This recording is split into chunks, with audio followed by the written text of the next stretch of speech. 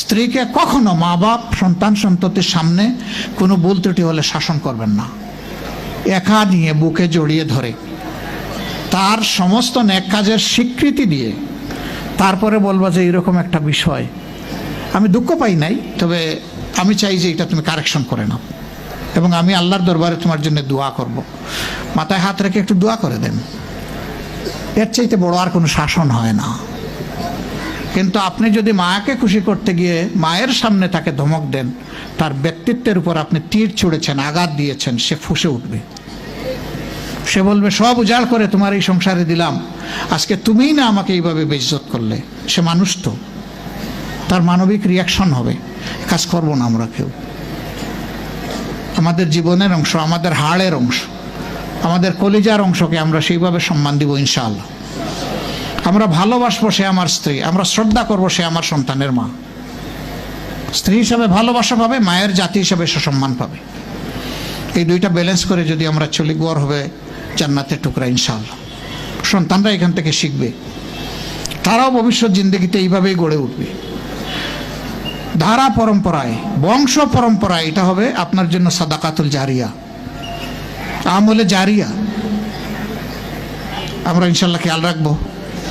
এখন থেকে আর কোনো ভাইয়ের ব্যাপারে, কোনো বোনের কাছ থেকে কষ্টের কথা ইনশাল্লাহ, অ্যাটলিস্ট কোনো রুকনের ব্যাপারে আমরা শুনতে চাই না। কারণ আপনি শপথ নেওয়া মানুষ, আপনি নাফসানিয়াতকে জবাই করেছেন, আপনাকে আল্লাহওয়ালা হতেই হবে, এর বাইরে যাওয়ার কোনো সুযোগ নেই আপনার। আমার ভাই ও বোনেরা, এই ছোট্ট ছোট্ট কথা বলবেন যে কত রাজনৈতিক বক্তব্য, দিক নির্দেশনা পাবো এখানে আশা করে আসছিলাম, এগুলা কি? আমি সাহেব এই খুচরা খুচরা কথা এগুলা কেন বলছেন আমাদের? আমি এই খুচরা কথাগুলাকে আপনাদের জন্য যতটা জরুরি মনে করি, আমার নিজের নেক আমলের জন্য তার চেয়ে বেশি জরুরি মনে করি। এই যে এতগুলা হাজার মানুষকে, 4000-এর ঊর্ধ্বে ভাই বোনকে সাক্ষী রেখে যে কথাগুলো বললাম, আমার কথার সাক্ষী তো আপনারা হলেন, আর আমার কেরামান কাতিবিনও 2 জন হলো। আমি নিজে যদি এই কথাগুলোর উপরে আমল না করতে পারি, তাহলে আমার এই বক্তব্য হাসরের দিন আমাকে কুপাবে।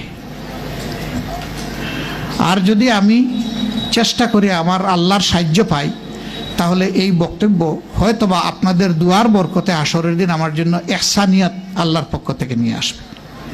আমার জন্য দোয়া করবেন, আমি যেন এই বক্তব্যের উপরে আমল করতে পারি। আল্লাহ যেন আমাকে তৌফিক দান করেন।